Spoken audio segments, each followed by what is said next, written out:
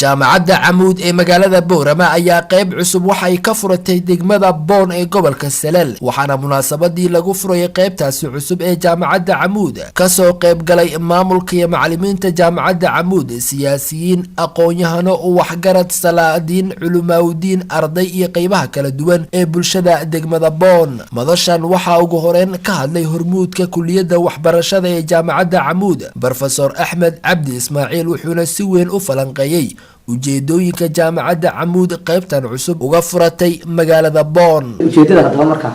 ay Camuud ku aqbashay waxay ahayd iyadoo marka ujeedada ay tahay xoojinta aqoonta iyo tayada dadka deegaanka horta Camuudinta oo sameysay ma hay'ad lacag raadinaysa maaha shirkad lacageed maaha martaan shirkad qaran maaha dibiga wax ku socota cid kasta taqaana waa macallin arday meesha ku soo ururay waa bahweyn macallimiin doosan marka bulshada inay faa'iideyso marka number 2 cid ka faa'iideysana waa cid deegaanka waxa weeyaan ay ku taalo kooka noqonaysa mid labaad waxa weeyaan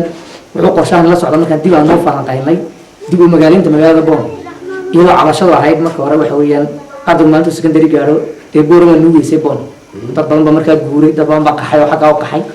laakiin maanta markii secondary la joojiyay waxa cadaateen dad badan ay joogaan haddii jaamacadina ku soo beertana waxa dhici doonta waliba rajayna insha Allah inay dib u nuugi doontaan Boorama oo reero badan ay Boorama ay dib uga soo noqon doonaan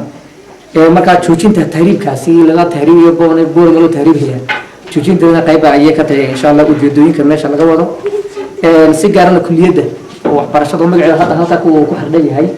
ayaa qorsheedu waxay tahay waa soo saaridda waxa weeyaan huyiman waxtar leh huyimanka waxtarka wuxuu ka bilaabmaa waa wax la baro aqoonta marka kaliya iskuulka iyo deynta jaamacadda aqoonta way fara badan tahay waxaa sidoo kale madashani ka hadlay hormuudka kulliyadda ardayda ee jaamacadda Camuud Professor Diiriye Maxamuud Jaamac wuxuuna si qoto dheer u faahfaahiyay himilooyinka jaamacadda Camuud annagu hadaan nahay reer Camuud himilada iyadu waxa weeyaan aqoonta inaan gaarsiino geed walba oo geeyiga Soomaaliyeed ka tirsan wixii laga qaadanaya inaan aqoonta gaarsiino macaash kama doonayno waxaan doonaynaa dadkeena inaan bedelno oo maskaxda ka bedelo way fadhiyaan odayaashii maalin aan fogeyn ama sanad aan fogeyn aniga loo sii fogeyn aan ku lahaa waa dugsiga sare haddaad weydiin labada fasal oo dugsiga dhaxa ah labada secondary ka dhigta ma ku hadhowna secondary uu imana maantana waxay nilahay labada secondary ma haynay halka agtiina jaamacada ka furmaysaa sidoo kale waxaa madashan iyaguna ka hadlay aqoon-yahano siyaasiyiin waxgarad salaadiin kuwaasoo marka la isku soo aruuriyo hadaladooda ay ku soo biyo shubanayaan taageero xoogan oo ay u muujinayaan jaamacadda Camuud iyagoo farta ku goday inay jaamacadda Camuud tahay hooyada waxbarashada geeyiga afka Soomaaliga loogu hadlo gudoomiyaha degmada Boon Maxamed Khayre Dhimbiil oo gabagabadii madashani hadallo ka jeediyay ayaa waxa uu si weyn u amaanay jaamacadda Camuud qaybtan cusub ee degmadiisa ay ka furatay كل أقوانت قبل كنا والله ويا حنتها وإن أقوانت تدخل إلى البدار وده بسيط وده قوي هنينا ولا هذا أبو يقولي صناعة بين جالين يورشدو تحسوا يسوي من ضغطها إن شاء الله دكتور ده وصل دحين وراح كده يشرو بوقتين الدراسة ده يعني 10 ديارات هي غير والله هذا كان نقطة الشيخ